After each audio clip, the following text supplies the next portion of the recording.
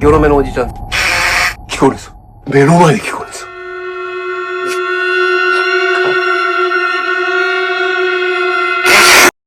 こんなのいたぞ。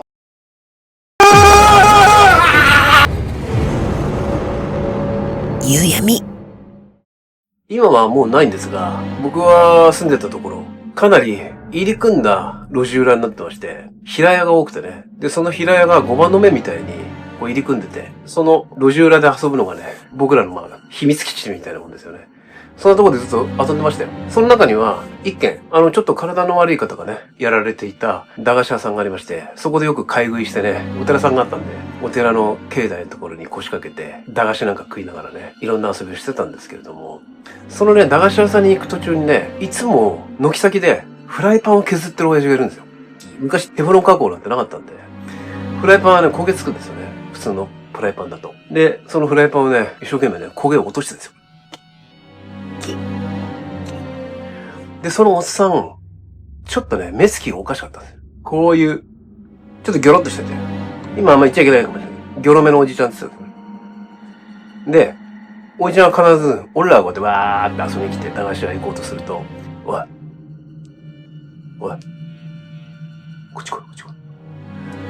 で、僕らもちょっと面白そうなおっさんなんでね、いつもね。様子が面白いんで、何ですかって言って。僕らほら、こんなのいたぞ、こんなの。何クワガタだよ、クワガタ。で、何がいたかっていうのをね、教えてくれるんですよ。カブトムシいたぞとか、クワガタいたぞとか、コガネムシいたぞとか。へーって言って。で、もう子供の方が詳しいんですよね、はっきり言ってしまうとね。いろんなとこ回ってますから。でも、みんな優しかったんで、じゃあ後で探しに行こうぜ、つって。ありがとう、おじさん、つって。で、バイバイ、つって。で、駄菓子屋さんに行ってね、あれくださいとかこれくださいとか言って、また買い食いしながら、境内でこうやって遊んでたんですよね。で、またその日も、うわーって言って、行こうぜ、今日は。って学校帰りバーンとか、ランドセルバーンと置いて、じゃあ今日もあそこでな、って言って、駄菓子屋でな、って言って、で、集まるんですよ。夕方ね。おーっつって。で、行こうぜ、つって、あーって走っていくでしょ。そしたらいつも、フライパン削ってる親父がいないんですよ。お経が聞こえる。どうやらお葬式やってる。あの人死んじゃったんだ。って顔見合わせながら。で、そんなに子供ですからね。気にも留めず、また、駄菓子屋行って、あれください、これくださいって。で、買い込んで、また携帯で食ってた。もう、夕方でね、薄暗くなってきて、帰んなきゃなーって言ってた時ですよ。聞こえる。フライパン削る音。フライパン削る音聞こえなかった？もう聞こえた聞こえた。めっちゃはっきり聞こえたの。聞こえた聞こえた。あのおっさんかなって。いや、あのおっさん死んでるでしょ。あ、そうか。フライパンまた削ってるおっさんがいるのかな、他にもな、つって。そうかもしんないな、つって。で、ちょっと気持ち悪かったんだけど。じゃあな、で、学校で、そういえば、駄菓子食ってた時さ、聞こえたよな。フライパンみたいな削る音。聞こえた聞こえた。まだ日課ですから次の日も、駄菓子屋行って、好きなやつを買ってね、境内に向かったんですよ。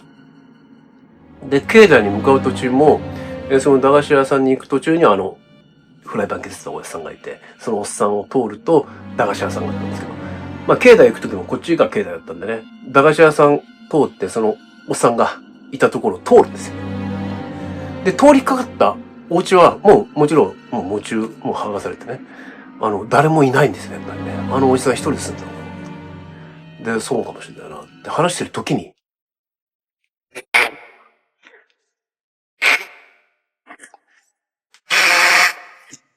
聞こえるんですよ。今度違う。目の前で聞こえるんですよ。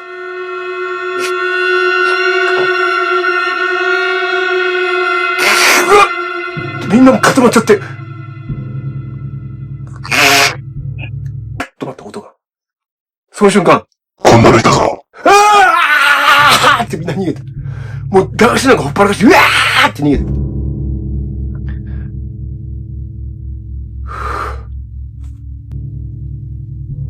おじさん、子供たちと亡くなっても絡みたかったんですかね。こんな経験しましたよ。で、僕またさらに奇妙な経験をしまして、大人になってからね、もう30代の頃ですけども、よく行くんですよ。その自分の地元ね。もちろんその路地裏はないですよ。ないんだけど、金付き堂とか境内はちゃんと残ってるんですよ。で、そこ、たまに見に行ってね、ここで駄菓子買い食いしたなって見て。で、帰って行こうとした横断歩道のところに、その、ギョロ目のおじちゃん、立ってたんですよ。で、俺のことをじーっと見てん。ギョロ目のおじちゃんだと思って。間違いないと思った。で、車が、わーって、ヒュッって車がいなくなったらいない。また俺にクワガタの場所を教えに来たのかな。そんな風に思いましたけどね。あと、もう一つ疑問に思ってることが、なんであんなに一生懸命フライパン毎日削ってたんだろう。それはまあフライパン使いたかったからなんでしょうけども。まあそんなおじさんがいたのを、最近この階段を話し始めて思い出したんで話しました。UM 非常階段では皆様の怖い話、あと奇妙な写真、待ってます。概要欄にメールアドレス書いてあるので、ぜひ、気軽に送ってください。それでは、夕闇。